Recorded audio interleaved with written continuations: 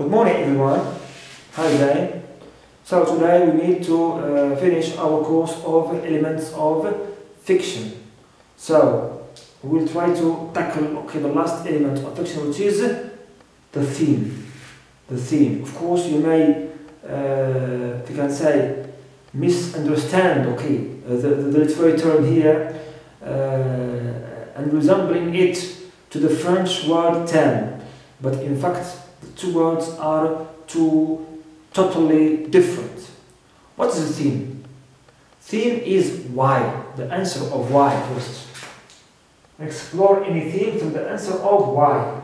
Why does a writer write this story or this novel? Alright, and so on.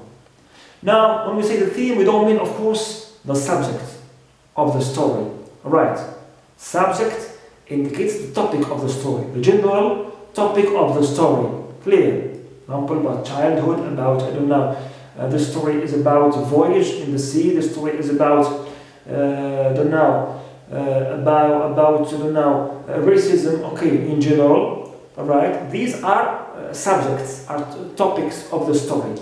But when we say theme, we mean,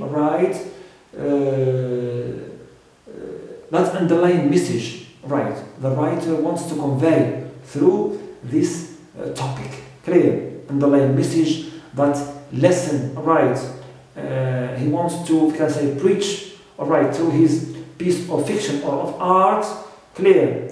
It can be moral lesson, it can be social lesson, why not? Right?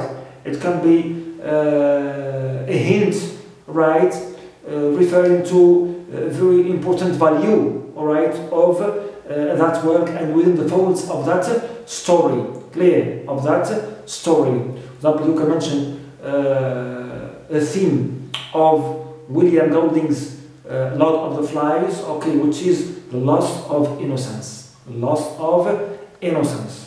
Right? When humanity loses, itself, you can say, and resorts to savagery. Clear?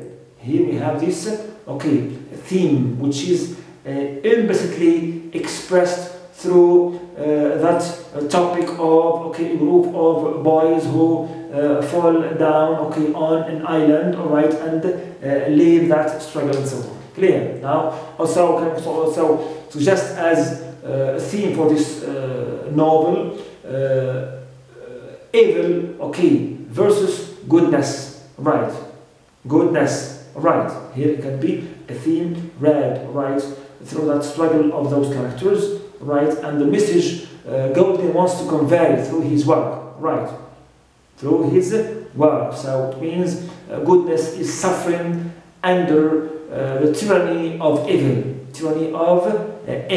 Clear? Good. We can also mention, for example, the theme of Ralph Ellison's, Invisible Man. Its topic is, of course, racism, and racial segregation, but the theme he wants to convey that, in spite of denying my existence, I do exist. I do exist. And this is what really the character says, at the beginning of the novel, So the theme really is to convey that, in spite of my black color, in spite of others' ignorance, to me as a person, and to my belongingness, I do exist. Here we have a kind of defiance. Now these themes, of course, are, if you can say, widely expressed in different literary works. But also we want to mention another important term. So we have, first, we have the subject, subject of any story, which means topic. Clear? Then, in the folds of the subject and topic, we will find our theme, which is the underlying message. Now, also in the folds or within the subject or the events of the story, writers and authors sometimes they scatter certain images, certain symbols, alright, and repeat them in the course of the story. Clear? Course of the story. Now, these images are called motif. So sometimes we have the word or the term motif used in literary criticism, and we need to know what motif means. Okay, what this word or term indicates. It's called motif. Motif is unlike theme.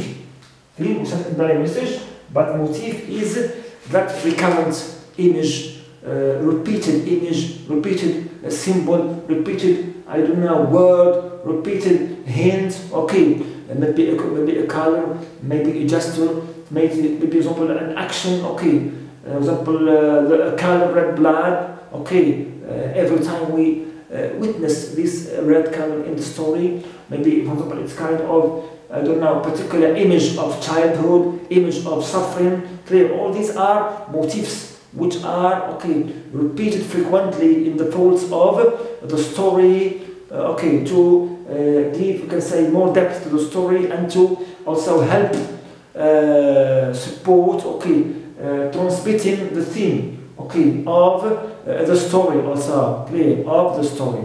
Now we have here a theme and we have the motif. And the main also difference between them is that the motif or the theme, first, the theme is abstract, message abstract, but the motif usually is something concrete.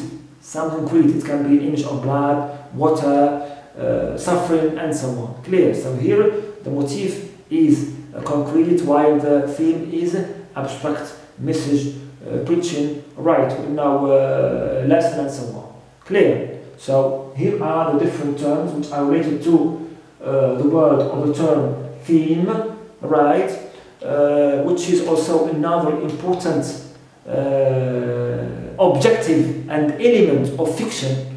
Okay, fiction, objective. Why is this work written and for which sake? So here the theme comes to answer this question.